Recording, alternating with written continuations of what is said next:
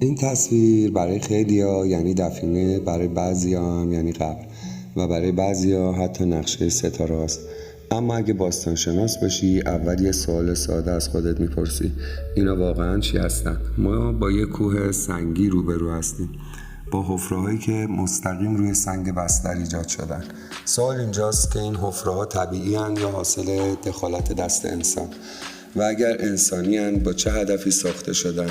وقتی به دیوارهای این حفره‌ها دقت میکنیم، سطوح نسبتاً صاف و عمق عمودی دارن و تفاوت اندازه ها رو میبینیم. این ویژگی ها با فرسایش طبیعی همخونی ندارن.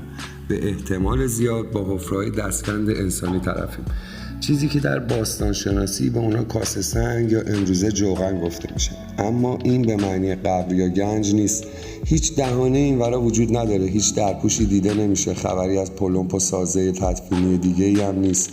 از طرف دیگه برخلاف تصور بعضیا، اینجا نه تقویم سنگیه و نه نقشه ستاره است، چون نه نجوم باستانی نه هیچ چیز دیگه ای اونو تایید میکنه. نجوم نظم و جهتگیری و محاسبه اصل ماجراشه، چیزی که در اینجا اصلا دیده نمیشه. این فضا به احتمال زیادی محوطه آیینی روبازه، جایی که انسان باستان برای نظم، برای آیین یا ارتباط نمادین با طبیعت به اونجا مراجعه میکرده. اینجا محل پنهون کردن چیزی نبوده، اینجا محل انجام دادن یه عمل دینی بوده.